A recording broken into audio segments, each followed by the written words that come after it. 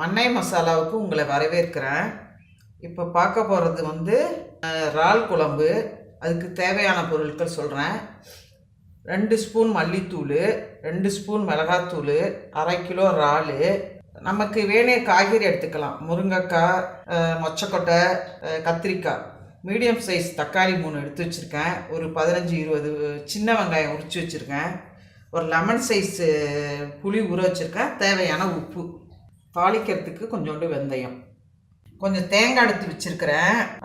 அரைச்சிட்டு தேங்காய் பாலாக புளிஞ்சு கடைசியாக இறக்க போகும்போது ஊற்றணும். இறாலை கடையில் சுத்தம் பண்ணிட்டு வந்தாச்சு. இந்த ஓடெல்லாம் எடுத்தாச்சு. இப்போ அது உள்ளே வந்து கருப்பாக ஒன்று இருக்கும் முதுகு சைடு. அதை கீறி இப்படி கத்தி வச்சு கீறினோம்னா தெரியும். அது உள்ள கருப்பாக இருக்கும் பாருங்கள். அந்த பாருங்கள் எடுக்கிறேன். அதை எடுத்துடணும். எண்ணெய் சட்டி வச்சுக்கோங்க. கொஞ்சம் எண்ணெய் ஊற்றிக்கோங்க. தேவையான அளவு எண்ணெய் போகிறோம். எண்ணெய் போகிறோம். இப்போ எண்ணெய் காஞ்சிருச்சு. வெந்தயம் வெடிச்சிருச்சு. வெங்காயம் போட்டுப்போம்.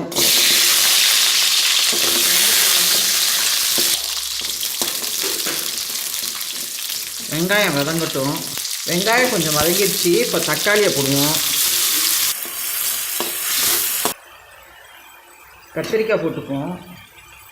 முருங்கைக்காய் போட்டுப்போம். மொச்சக்கொட்டையை போட்டுப்போம். நல்லா வதக்கணும்.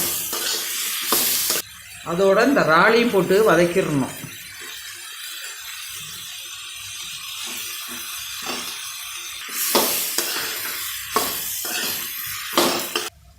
தேவையான அளவு உப்பு போட்டுக்கிறேன்.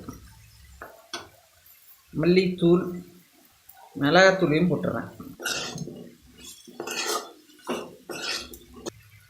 இப்போ எடுத்து வச்சிருக்கிற புளியை கரைச்சி ஊற்றுவோம்.